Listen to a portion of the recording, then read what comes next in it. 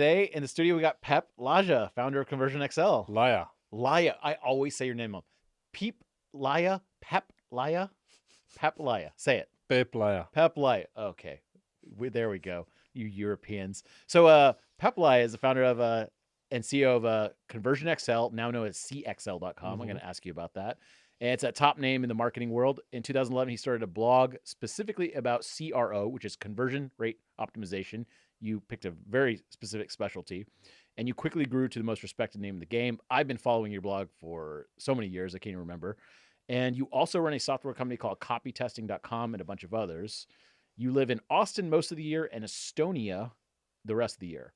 I, for a long time, didn't know Estonia was a real country. I thought it was like something from Encino Man, that movie or something. Totally.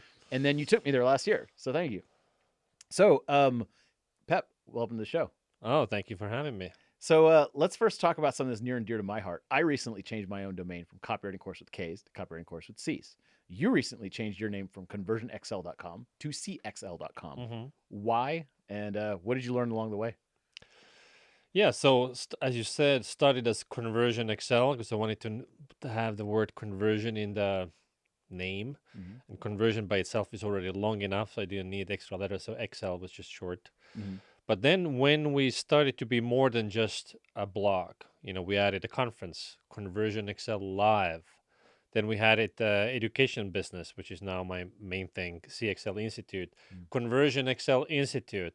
These are like mouthfuls to say, and people themselves started to abbreviate. They started to say, hey, I went to CXL, meaning ConversionXL Live, the conference. And it's like, oh, yeah, I can see how it's difficult to say these long-ass names.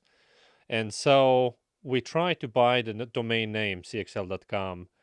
It was owned by the Chinese. And we sent lots of inquiries, never got a response.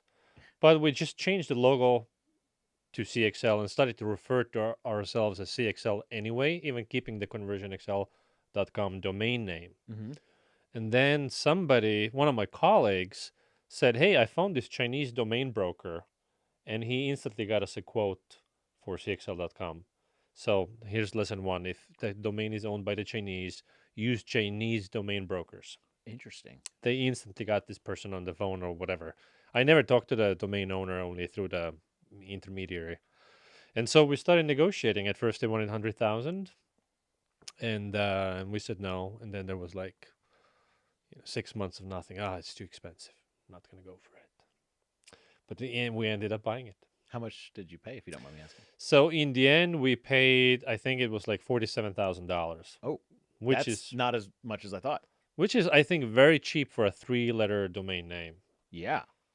I guess most people can't use CXL. Like, that means nothing for most people. But for you, Cancel? fortunately, that means something awesome. Yeah. Exactly, right, yeah. Yeah, if it was like cat.com, that would have been like a $5 million It's domain. so nice to now, like, wherever you go, places where you need to type your email address, it's so short.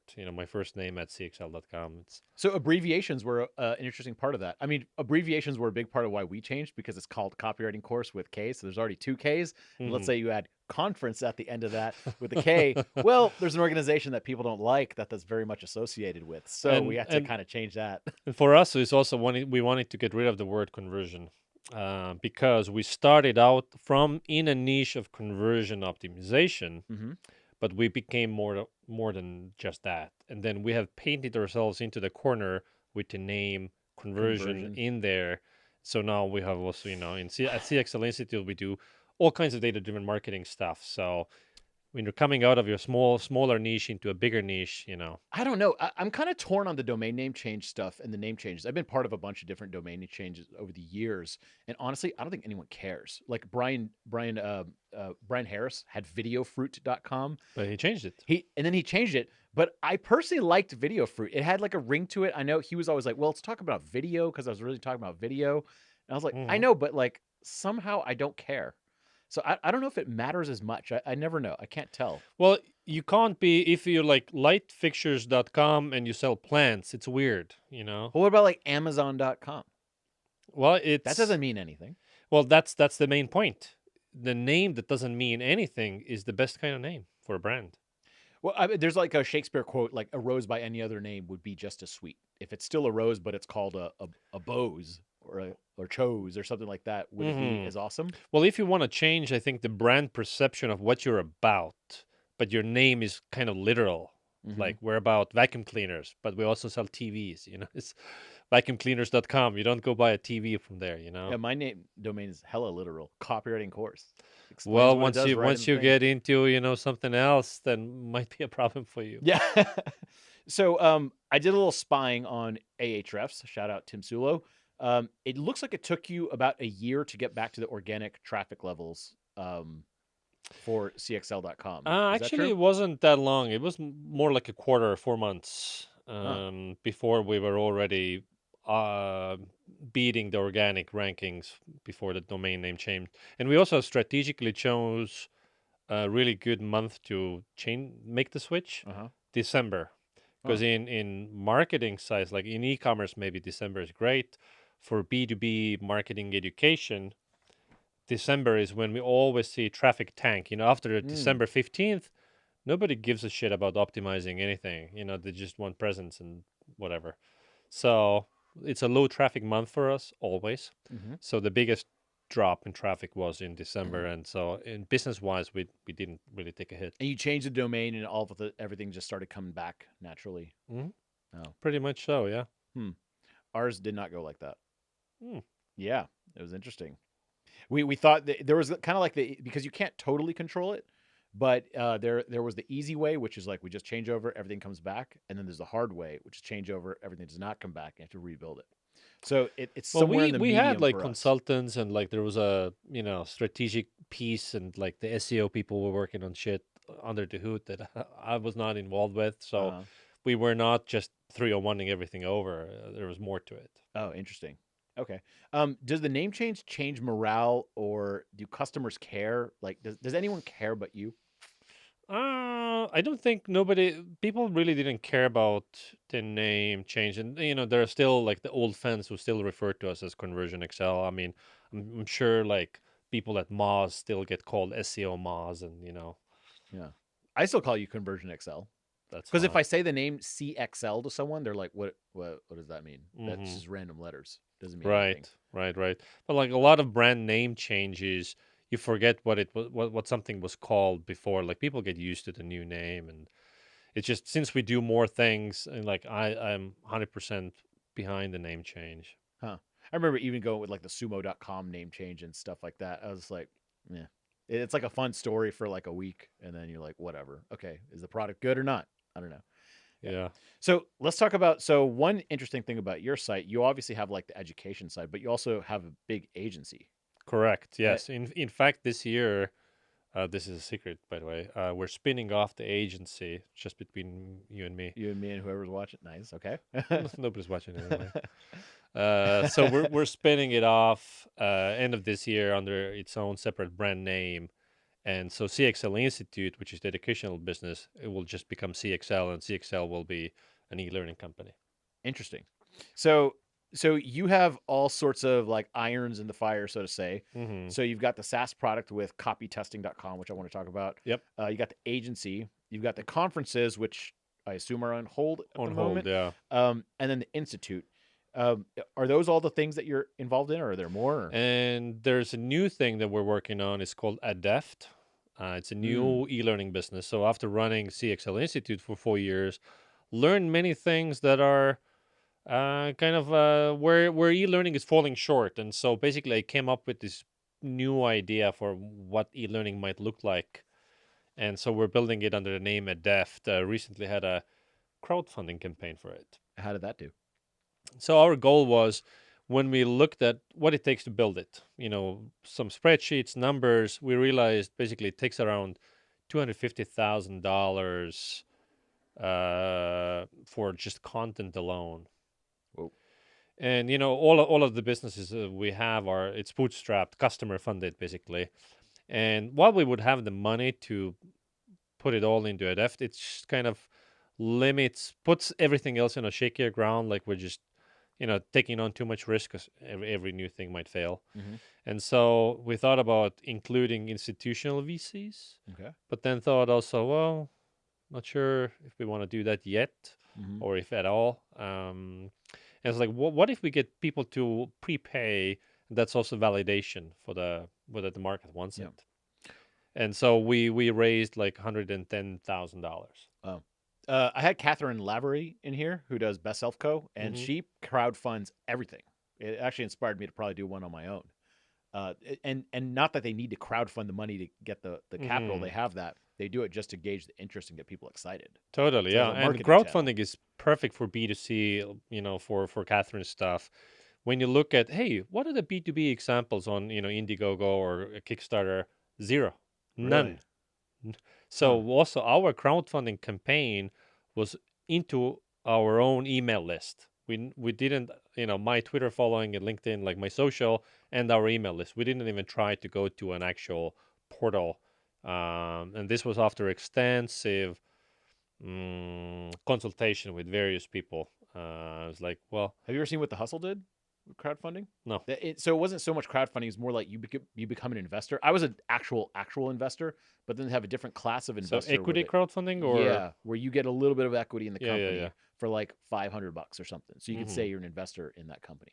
Mm-hmm. And I thought that was cool because it gives you all these like, one, it gives you money. That's great. Totally. Two, it gives you all these like cheerleaders for your company because they feel part of it. Well, one of my friends who runs a baby sitters on demand SaaS company called Nano, she raised $1 million through equity crowdfunding using the Republic, I think, as the site. Huh. And she said that and this is again between you and me, by including so many random people, a lot of people have false expectations what it means to be, a small-time investor. Like now, random dudes are like emailing her about like, hey, like when is your next company meeting? I'm gonna come sit as a, like I'm a shareholder now. Oh, geez. And like, because she had thousands of people buy the shares, and some of them have also like, hey, I want to flip them and can I sell them on NASDAQ? And you're like, the inbox is now flooded with these random people who just don't understand how it works. Oh my God. Okay. Yeah. That could be a big downside. Yeah. So with Adept, why did you, so I'm really interested in online learning because I do that too. And it sounds like that's one of the biggest parts of your business right now. What was wrong with online learning that you currently see? Couple main problems, if you look at the course completion rates, and that data is public. These are abysmal. Like global average for course completion rates is like 10%. And why is that? And the key reason is that people get busy. And that's number one. People get busy because at work your boss asks you, "Hey, did you do all these things? Not did you do that learning?" And there's family obligations, all that stuff. So that's number one. Two, then the courses are just why they get busy because the course is also too long, and also if you're not a complete noob, if you're like intermediate or advanced level, you already know half of stuff in every single course. But every course is built in a one size fits all way. And so you start listening to whatever lesson 2, and you're like, oh, I know this shit. Oh, I know. You get bored and you give up. It's like, and especially if it's video, you can't skim. In a text, you can see like, oh, this bit is interesting. I haven't read this one, but in video, it's very hard to do. So those are some of the things. So the one size fits all things, people get busy. Another thing, when we learned doing our own user research, what prompts people to take a course to begin with? At CXL Institute, we have 50 plus courses, adding new ones every single month. So there's a lot to choose from. So how do you choose which course to take and what you start? And it's almost always related to task at hand. I was tasked at work by my boss to build a landing page, or I chose to build a landing page. And like, how do you make a good landing page? Like how do I write good copy? So anyways, there's a task at hand, and they're not sure what's the best way to go about it. And I'll go find a course. Also the Googling shit. There's an interesting McKinsey study out there that people spend almost 10 hours a week Googling how to do their job. So you imagine like 1 week out of a month, people just don't know how to do the job. So putting all those things together, it's like, okay, if I know all these things, what might a different kind of e-learning thing look like? And also the task at hand thing is important because people, when they have a task, let's say related to Google Analytics, it's not that, oh, I want to learn all of the Google Analytics. Mm-hmm. They want to know how to do this one thing. How do I set up event tracking in GA through GTM? Something like this. Mm-hmm. Very specific. And then they're done. But now it's, oh, it's a 7-hour Google Analytics course. Like, where the hell is this one thing? You know, I know maybe all the rest already. It's on YouTube probably. And like, but also like it's, you know, YouTube videos is also, there's a 7-minute intro and, you know, and all that BS. Yeah. I think about this a lot because I remember we all started out kind of making courses back when like a course online was kind of like a weird idea. Mhm. Like selling videos was like kind of a new thing. Video distribution kind of Totally. YouTube kind of was cat videos that were 3 minutes long. Like there was nothing else on there. Yeah, That whole ecosystem hadn't been developed. totally. Also, people were selling PDFs. That was super common, and you're For really sure. happy to get a PDF now and be like, "What? What is this?" crap?" Totally, yeah. Yeah. I mean, want this expensive ClickBank garbage. products were like selling PDFs. Yeah. Yeah. And so I think online learning has morphed. I think it originally started with like kind of like in-person learning. I think it Mhm. went to books then. You know, you could buy a book and get it and read it at home. Then on tape. Remember back in the Earl Nightingale days, Oh, yeah. like learning on tape was a big deal. Then through PDFs, articles on the internet. Then Mhm. a video started coming along. That was kind of a new way. As tech got more You cheaper download and a easier. .mov or whatever, Oh yeah. or Mhm. a .mpeg. For sure. And then now it's kind of like through software. Like you learn through software platforms. Mhm. Now I think it's also moving to community. I think Facebook groups really push people to learn through community. Like now what? And there also like a next live step? online stuff as well, you know, like Zoom and whatever. Yeah. Yeah, that's true. Live stuff. So is that what a deft is? It's just putting all that stuff together, or No, it's actually it's catering to a very specific use case. The use case is that I want to know how to do this one very specific thing. I don't want to learn Google Analytics. I want to Yeah. learn how to do this one thing. is it like lynda.com? Linda is still, well, LinkedIn Learning now is still like 1-hour courses for the most part. And it's all very superficial, basic introduction to level, everything they have. So it's more about how to do this task that takes 5 minutes to do. So it's like you learn for 5 minutes, implement in the next 5 minutes. It's a companion on how to do your work. You're tasked with something, I'm not sure how to do it, you look up. And so basically, instead of courses, we have tasks. How to do these one tasks. And every task, we've created a playbook, which is in a checklist format. First you do this, step 2 of that, step 3, bum, bum, bum. And maybe, and all these playbooks are interlinked. So step 3 might be, hey, research your competitors. Well, how do I do that? And you click on step 3, and it's its own playbook. 10 steps how to research your competitors. And it's like, oh, look up their ranking in Ahrefs. Oh, I don't know how to do that. Click on that. There's another 10-step playbook on how to do this. So in the end, there are tens of thousands of playbooks, all built by people who, you know, experts who do this stuff every single day. So that's interesting. So one of the things I always tell people is it's like, I don't think course completion rates are actually that important. And the reason is because if there's a 7-hour course on how to like add a tracking tag on Google, that's kind of just like a 5-minute YouTube video or a short like WikiHow tutorial, right? So what you're doing is instead of like taking those 7 hours of things, is truncating it into Well, I mean, there is, if you're a complete noob to something, you know, like taking how to think like an analyst and all that stuff it's important. You should know that.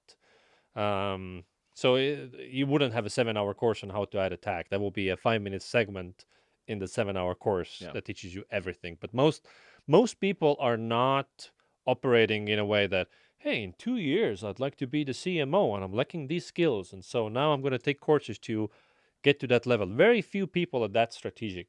Most people are very tactical and, you know, task-based. So one thing I admire how you did, I've monitored all the online learning stuff in the space also. You made CXL into an institute.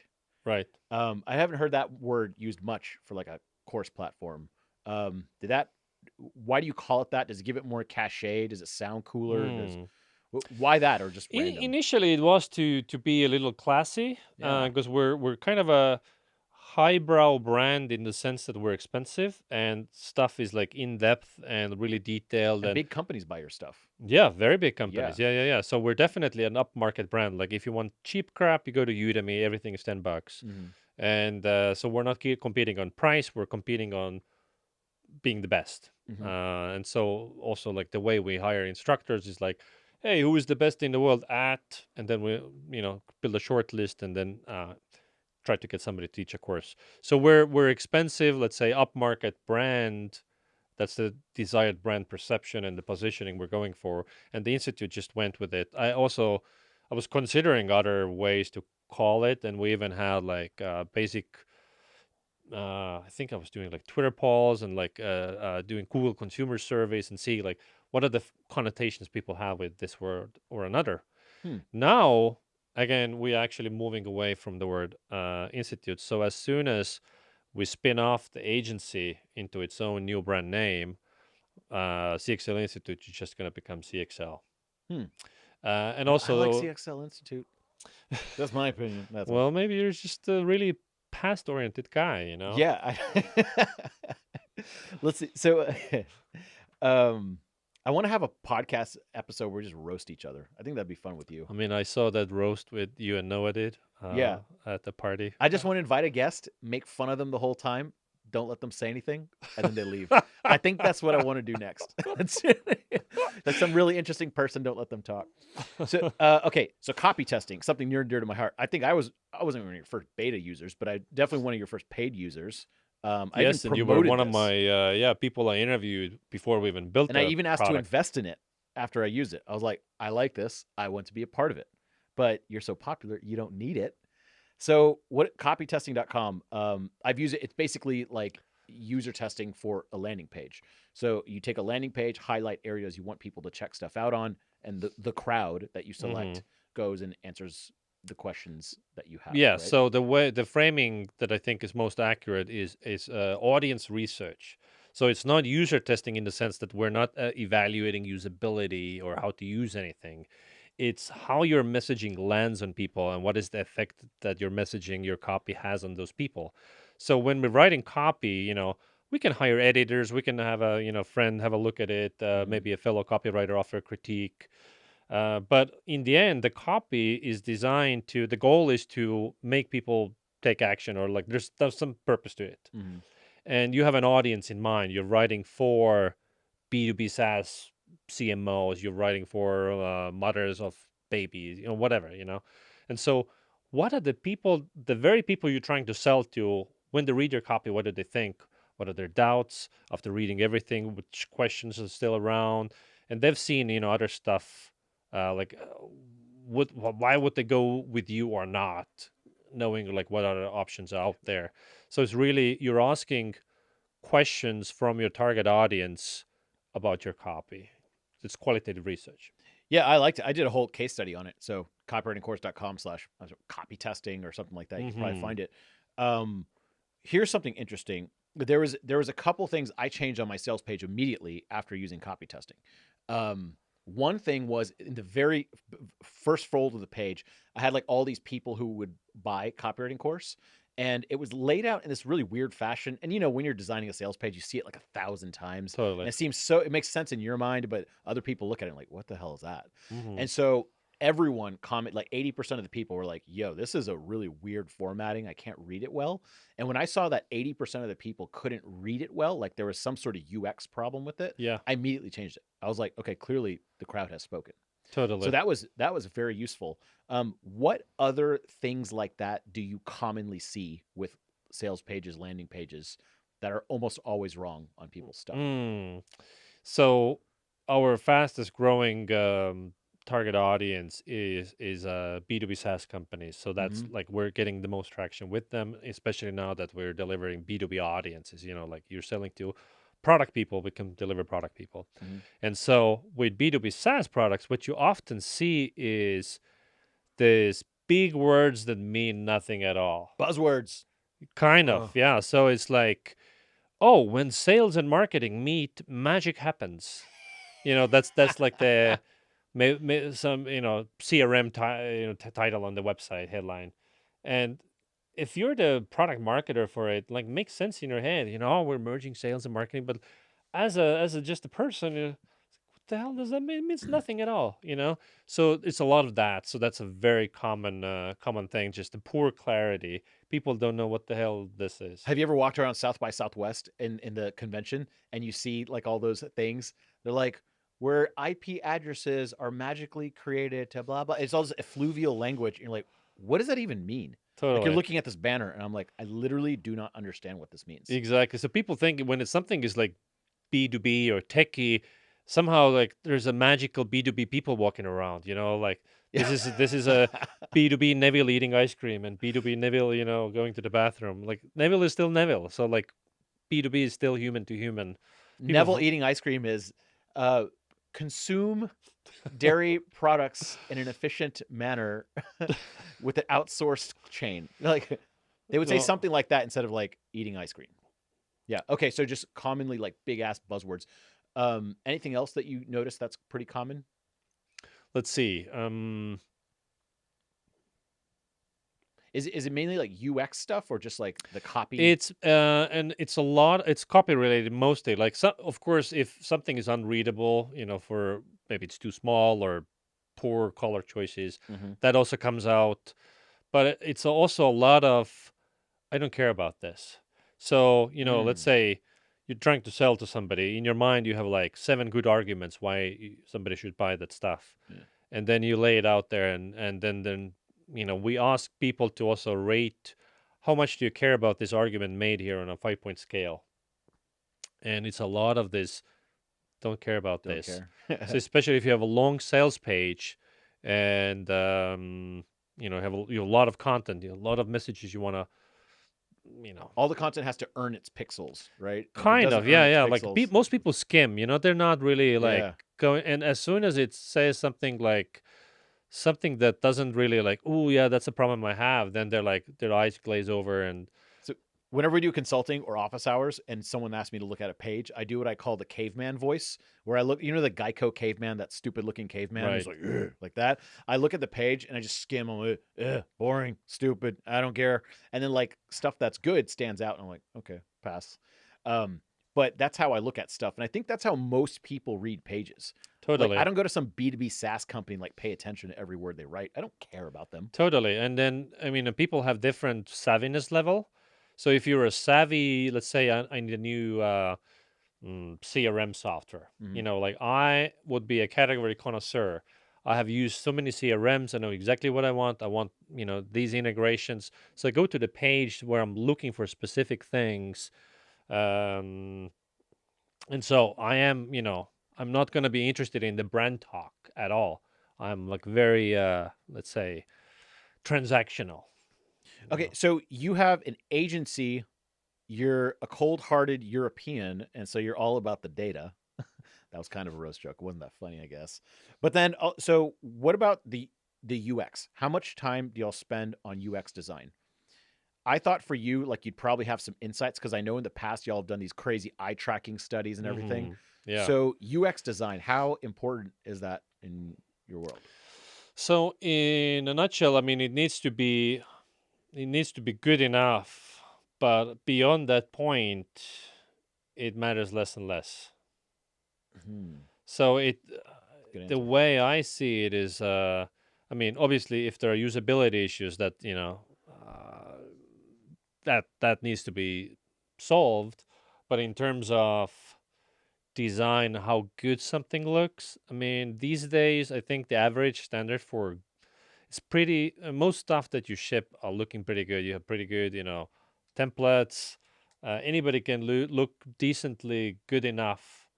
And so going from 0 to 80% and from 80% to 90% takes the same amount of effort. So then you start questioning the ROI. And like, if I take my design to 80%, like how, like it takes so much more resources to go to 90% and beyond. Is that worth it? And it likely is not, you know. And if you look at the top grossing online destinations, Amazon, eBay, all this, you know, like there's no design. Yeah, it's good enough or even worse. Yeah. And Craigslist. So, you know, obviously, if your brand is all about design, you need to look the part. You know, like Apple maybe, but also, you know, Apple is is erring on the other side where so at my conference CXL Live I had the conversion optimization people from Apple. Mm-hmm. And I asked, what kind of experiments do you run on the Apple website? It's like, well, we're not allowed to experiment with much. It's like the design leaders decided this is what it's going to be, and there's no experimentation. Like you Yeah. can't really play with it. I mean, so that brings me up to kind of like analytics and stuff. Because I know you deal a lot with data analytics, all that stuff. Do you sometimes feel yourself chasing analytics and it goes down the wrong path? Let me give you an example. Eric from Beard Brand was in here, Mm-hmm. and he was talking. They have millions of subscribers on their YouTube channels. And he's like, if we chase the analytics, and I really liked that word, what would happen is our YouTube channel would just be of people getting haircuts because that's what brings in the numbers. Oh yeah. But ultimately, those people generally don't buy a lot of stuff. So we have to do other Mm-hmm. videos that get less but generate revenue. Totally. How do I you think mean, about you that? need to bring the experience filter to know what's important. And with qualitative research, that's especially true. So every time I ask like my audience like questions about what do they want or not want and so on, I discard most of the feedback based on you think you want that, but no, um, or you're not ready to pay for it, or you think I think so you need a strong filter, and I think you can gain that filter only through experience to know what really matters as a and also I think you develop a stronger gut feel as your experience grows. So there's still Hippo, most important person's opinion. Mhm. um I think Hippo has its place, because Hippo, What is Hippo again? highest paid person's opinion. Oh, So never heard that. in optimization world, it's also always like, oh, like the data says this, but like Hippo is just like, which is referred to the CEO or whoever the decision maker, that they shoot the idea down and they want their own That's pet hilarious. idea. And so I think I used to really like make fun of Hippos, idiots, like the data is the king. But now, having more experience under my own belt, I'm like regularly like filtering the data. It's like, yeah, but and I have an understanding of the customer, the competitive landscape, and I have also a product vision where we want to go, and how we fit in, and the differentiation and all that stuff. So I think there's merit to having a synthesis of data and your gut feeling, basically. Interesting. I have a quick Hippo story. I love that term. I've never heard it. That's awesome. Hippo. When in college, I got my first contract with a big company to do SEO for them, Mm. and I also ended up running their Google AdWords also. And I did a thing where overnight I saved them roughly $250,000 or $300,000 a year. They were doing AdWords for the term business, just business. Oh, Yeah, nice. and they were doing events and such, and there was a 0% conversion and 100% bounce rate on the keyword. And I was like, I'm going to turn that off, and you just saved $250,000 because you got no leads from that at all. And the guy came, he was like, "What did you do? Where'd all our traffic go?" I'm like, "You're welcome that Yeah, you're saving all this money." He's like, "My boss is gonna have my ass," and that's when I realized, because I never worked for a big company before, that the guy who employed me has to go into a weekly meeting and show a chart that's going up and to the right totally. to his boss. So traffic. So I remember, so I got in this argument with him about like, well, I'm saving you so much money. This is good. And he just wanted that traffic back. And I realized he just needs to show traffic is going up. So I bought them some dumb keyword for like 2 cents a click, like Totally. some random, and they were just happy with like that stat. And I was like, that was a real educational experience on how a big company Yeah. works. So that's an example where there's a stupid hippo. Like, I truly believe in dictatorships. If you have a benevolent dictator, Mhm, not a tyrant, mhm, because you get so much done efficiently. mhm. And in the same vein, like data versus opinion, if the guy with opinions is not experienced, is just as stupid conspiracy theories or whatever, then data should prevail. So it's hard to find that balance, I guess. I mean, Very, I used to be all about data, but I stopped being a hands-on optimizer like three years ago. mhm. Like, I'm more in the CEO role these days, and I haven't done any consulting 4 years or something. I still do it every Tuesday just to keep sharp. I like it. Good for you. Yeah, it's fun. If I don't have to talk to any consulting client ever again, I won't miss it. But I dictate the way that everything goes down. It's only on video. They're not allowed to email me before or after. And they're not allowed to speak back. Yeah, exactly. Just roast them for I get an to hour. hit them. Yeah. No, normally they're actually really cool. I feel like I learn a lot Totally. from them. I mean, I guess at the level you're at, it's kind of to the I point where you can't do it love, anymore. I mean, but consulting is a career. If you as a young person want the biggest increase growth in your skills, yeah.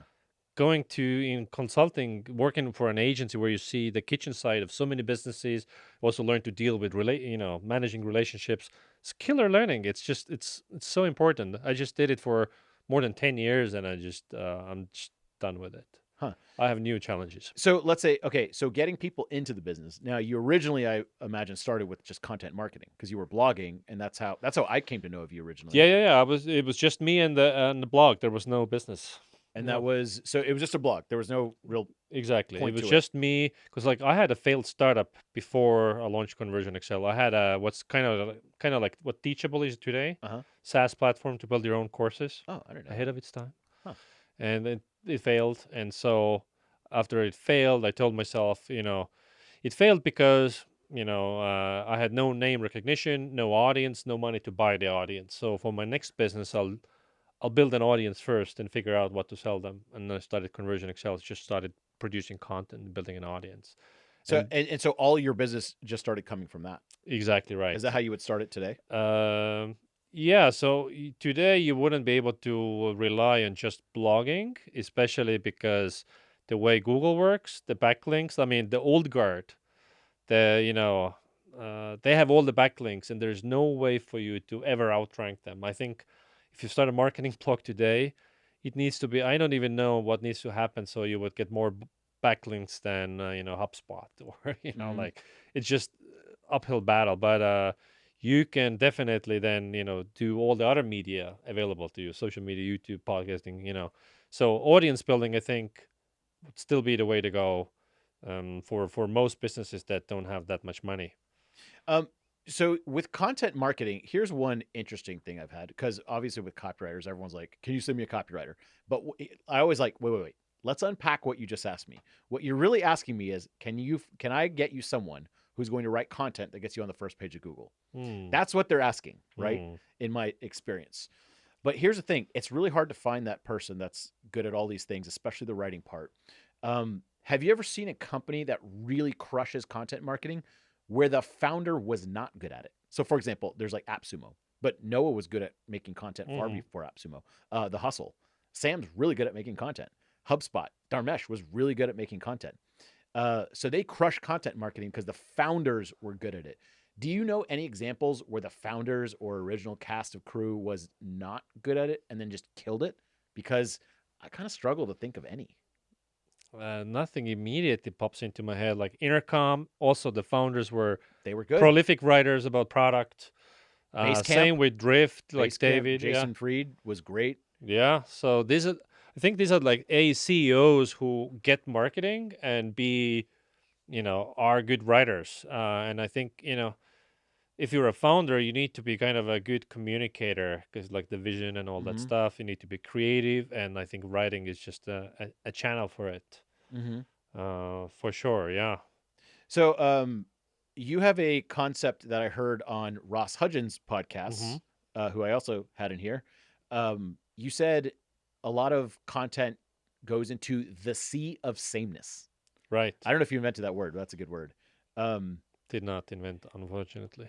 What do you mean by the sea of sameness? Like what happens and how do you avoid it? Well, let's say I'm starting a new copywriting blog tomorrow. So it's like, the obvious stuff is like, I should write blog post on how to write a good subject line and how to write a good headline. It's been written to death. There's literally nothing new to add to the conversation, unless you're a true original thinker, which might be possible, but it's very hard to be a truly original thinker. There are very few people around like that in the world. Like I'm not one of them. So you can't do that. But that's the first instinct. They go to Ahrefs or whatever, SEMrush, look at the keyword volume. Oh, how to write a good headline. That's what people are searching for. Mm-hmm. Let's write a blog post just like that. But nobody gives a shit because it's been written to death. You will never outrank who's already there, and all that stuff. So the better way is to, I think today would be to innovate with the format, would be to innovate with like just do something that hasn't been done yet. Mm-hmm. So one example I like is guys who have growth.design. Mm-hmm. So they do basically these growth case studies where instead of a blog post, they have like basically it's kind of like a web slide deck where you click next and then they do teardowns of how Uber got big or whatever case studies, growth case studies. And you click through and there's animations and it's like custom designs and like serious effort goes in there. I think on Twitter the guy told me like 40 hours goes into like producing one or something. However, if you look at their backlink profile, they are earning all the backlinks because it stands out. Mm. And if content is hard to produce, that is your moat. Because most people out there are not ready to put in that kind of work and resource. Mm-hmm. And there are other examples like this where you come in with content that others haven't seen before. You earn all the backlinks, and once you have enough backlinks, now you can start writing about how to write a good subject line because you can actually compete in the Google rankings with your newly gained backlinks. One interesting thing was whenever we changed the domain about a month-ish ago, we lost a lot of our SEO rankings, right? So we lost a lot of email signups, but the funny thing was our revenue wasn't really impacted at all. So a lot of the people coming for SEO were coming for some of those beginner articles Oh yeah, and some of the like insert copywriting examples, like those types of things. totally. Those people, those definitely got links. So we liked that part. It turns out like the customer acquisition of it was not that good though on some of I those mean, things. have seen it time and again for CXL blog, and we do pretty well. We're like I think 250,000 a month traffic wise, and a lot of it is this top of the funnel, how to do XYZ Yeah. content. And I've seen many of my own CRO and content people on my staff over the years. And the first instinct for any marketer that comes on is like, oh, yeah, let's put a call to action in one of those blog posts and send them to this page where they can then buy shit. Especially like our agency retainers are like starting from 15K a month. So, like, minimum contracts like $120,000. Mm-hmm. How to write a good headline, the click through to $120,000 commitment doesn't happen. The world Yeah. the world does not work that way. So most of the top of the funnel basic intro level content brings you traffic because most people are beginners. But those are the people who are not in charge of budgets. Yeah, Ross Hudgens once again talked about that with his tiny little YouTube channel, which is great. That's such a good YouTube channel, but has like under 3K subscribers. Mhm. And he's just like, we were going to go down the road of like best ways to improve your SEO in 2020. The problem is those people don't drop $300,000 a month on his agency, Totally. right? So the director of L'Oreal is not looking up like those types of things. Exactly generally. right. Exactly right. So there's less competition also in the, let's say, advanced level content. So, or, I don't know what the top 5 problems are for the L'Oreal CMO, but if you can create a YouTube channel to catering, do cosmetics, perfume company CMOs, I'm sure you'll make way more money than any beginner level content. Yeah. That's a good point. So have you all started focusing more on social, YouTube, Instagram, or anything like that with some of your content, or not really? So, I mean, we have our channels and we have a company Instagram handle and all that stuff, but it's not really doing anything business wise. And my thinking of social media right now is that if you have the brand handle, this is like the old school press releases. This is company announcements. Yet the way you play the social media game is through personalities, people who work at the company. So Noah has his own YouTube channel. Is not that AppSumo presents or whatever. It's not Sumo Link's Yeah. channel. And his channel does better than the AppSumo channel because it's a brand personality. And Exactly, and personality. we can look at Dave Gerhardt is a great example. Like his company, the company he works at, Privy. I don't even know if they have a hand. I'm sure they do have company official handles also saying that we released these new features or whatever, but nobody gives a shit. They want the real people behind the brand. And this is an emerging trend in B2B SaaS where everybody in the marketing growth team has to have their social, they need to be active on LinkedIn, on Twitter, on whatever channels make sense for them. And then that lifts the brand. So social media marketing is done through people. Interesting. Like for Ahrefs News, I don't follow the Ahrefs accounts or anything like that. I follow Tim Sulu, Exactly. right? On his personal account, not Totally. all the other I don't want to listen to their stuff Yeah, for some reason. exactly right. Yeah. And then, I mean, those personal brands is also what lifts the brand. Like, so Rand Fishkin has the new company Spark Toro. We would not even know that Spark Toro exists were it not, Rand, you know. Interesting.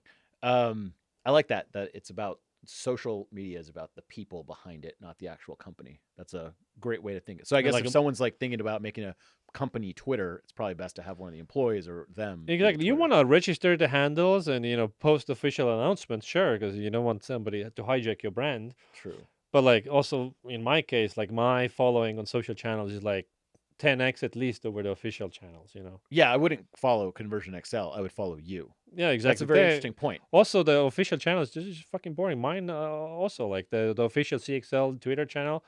They just post new More blog CRO posts. shit. Yay. Yeah. Read this content. Yeah, exactly. Does running an agency suck? No, it's depends on what you like, right? As a person, it's like growing any other company. The what's different in running the agency compared to, let's say, a software company is agency is more people heavy because even if you don't charge by the hour, which you shouldn't, um, you're essentially still trading time for money. However you package it, the value based pricing and so on. So it's very people heavy. A lot of people means that eventually there's drama, there's conflict, there's training, processes, there's allegations. Most problems at a company are people problems, and obviously margin problems because people are expensive, and if you have a couple bad months, then might wipe out your cash reserves, and then problems. So there are some unique challenges to it. I mean, I loved growing an agency. It was fun and fascinating. Um, as I said earlier, I just personally got tired of it. I was looking for an out, and my out was starting a new company and say, "Hey guys, I just have some important stuff to take care of over here. So you're good, right? See ya." Do this. You got a thing. Nope. Still there. There you go. Okay. All right. Thank you. I just saved you from a ton of embarrassment. Oh my God. Yeah. So with the Estonia thing. So you're originally from Estonia, Correct. in case people can't tell. Although I'm sure no one knows what an Estonian accent is like. Like I said, I thought your country was fake. That's because I'm stupid. But why Estonia? Like, why do you have so many employees in Estonia? Why? So, I am from there, so that's the key reason. People are equally smart everywhere around the world. They cost less in some places because the cost of living is lower. So, the cost difference between Estonian and American employees, 30% probably, which is at that times 20 people already, is significant. So that's mainly there, and also like my two business partners are also Estonians. They are in Estonia, and so my first team that I set up was in Estonia because then we also had the structural cost advantage. Went after American clients, could deliver the same level job for cheaper because when you're just getting started, you're often cheaper than the big guys. And everyone speaks pretty good English, right? Totally. Yeah. I feel like everyone spoke perfect English there. Let's talk about a totally different subject, happiness. And I want to ask you, because you're European, you might have a different view. You also do something I like to do. I like to spend time in other cities for a while. So you spend most of your time in Austin, and then I guess half or some of your time in Estonia. Typically summer, yeah. Summers. What do you get out of that, going back and forth? Well, I am from Estonia, so there's family, there's friends, all that stuff. I also have kids. I have two kids. They're bilingual. I only speak Estonian to my kids, and so it's also important that we're raising them as you're from both places, and you can't be from both places if you don't go there. So every summer of their life they've spent there. This fall they also went to Estonian schools Oh, for 1 quarter, because in Texas, due to COVID, there was no in-person school, and in Estonia the COVID was very low. So that's the key reason. So it has to do with my roots. Also, in Estonia, I have a cabin in the woods. So I live in a log house in the forest of South Estonia. So it's a contrast to the city life in Austin. So I'm there breathing with the trees. and does that make you happy when you're there? Totally. And every summer it's the same thing. I feel like I'm totally fine being there, tending to the trees and chopping logs, and I could also never go back to the tech and business. Um, of course, I'm sure I'd get bored in no time. Yeah, But if you did I it all the feel like time. there's a frequency in the air. It's a slower place, and also calms down my own brain. And after my summer retreat or pilgrimage, as I call it, I go back to work. Then I feel so much extra amp in me, like I'm ready to go. Do you feel a little bit out of the loop when you're out there? You're chopping a log and you don't have Wi-Fi. Do you feel like everyone's passing you by, or? Not passing by, but I do feel out of the loop. But also, it's like my level of caring also drops. So I know I'm out of the loop, Mm. but I don't care about it. So I do need to rely and trust other people more to do Mm-hmm. their thing. And then it's been my experience that without me, the company is just doing fine, holding steady. So the value that I bring to the company, I am a starter. I'm a creative guy. I have so many ideas, and I'm like, screw it, let's do it. The Branson style. So I bring a lot of that, and without me, that is like missing. Mm-hmm. But like what's already there, they can maintain it and keep it steady real good. What do you think the purpose of life is to do? Recently there was the Day of All Souls, and so I'm a big let's say traditions guy. Mm-hmm. So I put the photos of me and my wife. We put the photos of our ancestors out there for kids to see, and Mm. we're thinking about my mom and dad who are both past grandparents, and and then I was thinking like my grandparents were just super hard workers. Like they lived a very long life, and until even in the late 80s, like chipping away at the garden and like doing something. And now, you know, 20 years after they've died, like what was the point of that? And then I think like you find meaning through work. Mm-hmm. It's not that there was a legacy that remained of them, like the trees that they planted. It's somebody else's house now. Mm. So I think um, reflecting on that is like you need to be happy. You need to do things that give you joy, and you find meaning through work. So now you and me, we're think about the Maslow hierarchy of needs. Mm-hmm. We don't have shelter and food and those issues. Like maybe you do. I live in the studio, yeah. And so the way I think of myself, I'm only operating on the tip of the pyramid, which is the self actualization. Mm-hmm. Like that's the only concern I have for myself. I'm like I have everything I need. I have a house, I have a car, I have children, I have a lovely wife, I have a best job in the world. I have everything. So it's all about like what else can I achieve with my potential? So I'm working on things that are interesting for me, and I'm creating goals that are just made up just for the heck of it. Like decided to win at capitalism for whatever reason, Mm-hmm. and Well, I also think you routinely put yourself back down on Maslow's hierarchy of needs. When you're out in the cabin, I imagine your danger level goes up. You no, have to not be a really. little bit more reliant on yourself. You have to chop wood. I mean, there is. I mean, it's not like a survival issue. I mean, I still have money and I can buy stuff. Mm-hmm. So, um, it's just that it's still a conscious choice that I choose to chop the tree. I could pay a guy. Yeah. It's just fun. It's just fun. Yeah, it's just a change of pace. I remember hearing an Earl Nightingale story. He was talking to a CEO who tried to optimize everything in his life, and this was back in the 60s. So he hired a secretary to type things, someone to mail stuff, someone to dry clean his clothes, cook, all that kind of stuff, right? Yeah. And he said he was actually less effective and just not as happy when everything was done for him. So he was just like, I have to do some stuff myself to feel like a human. Right. Like occasionally I have to take a bag of garbage outside. For sure, yeah. Yeah. I think it's like you decide what is interesting for you, and you optimize your life in a way that easy there. We'll leave that in. You optimize your life in a way that you do a minimal amount of shit that you don't want to do or you're not good at. And like in my job as a CEO and a founder, and like at CXL we're like some 40 people. Like most of the stuff that I work on, I truly enjoy.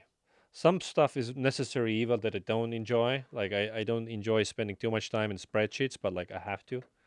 And like all the operation stuff that I have a head of operations, but still I'm involved operationally. I don't enjoy recruiting, but all the key hires I have to be involved. So there are things that you have to do. Also managing people. I am not a great natural manager. I'm more like say a visionary, let's go build it type of guy. But if you're a leader at a company, you manage people. It's inevitable. So you need to be, I think, like decently good at most things and like really great at some things. You can't horribly suck at some things at certain level. Well, that's great advice. I think that's a great spot to end over here. Pep, thanks for being on the show. And if people want to follow you, sign up for your stuff, follow you, buy your stuff, where do they find you? LinkedIn and Twitter, follow me. Post every day. Peep Laja? Peep Laja. Or PEEPLAJA. Correct. Yeah, that's a little confusing, especially for me. Awesome. CXL.com. CXL.com. Copytesting.com. Yeah. Yeah, awesome. Pep, thanks for being on the show. Appreciate it. Cheers. Hey, it's Neville here.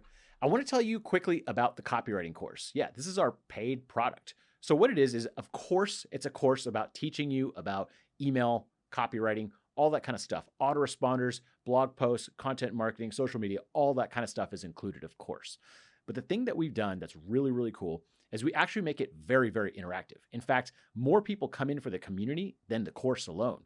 You can find a lot of free stuff online nowadays, but what you can't get is actual help from working professional copywriters with very proven track records. So let's say you have a blog post that you want to say, I want this to be the best blog post ever. How do I do it? Well, you're just sitting there in your room typing by yourself. Well, what do? So members of the copywriting course can go use our little tool to submit their blog posts, and it shows up on our little forum. Myself and other copywriters will go in there and give you feedback. A lot of times we'll rewrite entire sections. A lot of times we'll mock it up in a different way. A lot of times we'll give you feedback on what you should do, what you cannot do, some best practices, and ways to make it even better. Even people from our community will often just pitch in and be like, hey, I have a blog post like this and I did something like this and it worked really, really well. So you get feedback from a wide variety of people. And sometimes our opinions differ. Sometimes our opinions are the same. But the thing is, you get to write with a group of people. So you get a review group to write with instead of just writing in a silo by yourself. This means your content becomes much better. Also, let's say you have a sales page where you sell something. It could be an e-commerce product, a digital product, whatever. What if you're like, it's converting at 1%. Can I get it to 5%? Well, how do you do that? Because see, you have seen that page so many times. You start like being inside the box. You don't know what is good on the page and what is bad on the page anymore. So you use our little tool, you upload it, and it goes into our members area.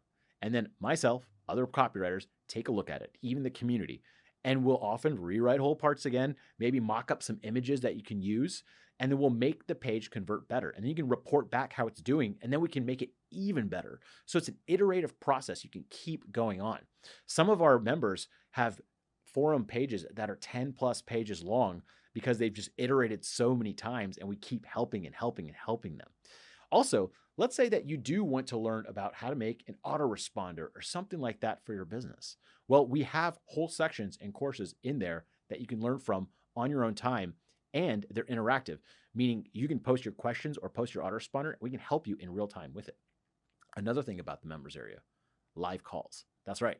Instead of just talking to a little black box on your computer, you actually get to talk to us on Zoom office hours. So every other week, every week sometimes, we actually have office hours where you can just join and ask a question and actually get us to review your copy on the spot. People use us to review copy. They get advice. They get general freelancing advice sometimes. A lot of business owners will say, hey, I got this page and it sells a lot, but how can we make it sell more? And we go through it.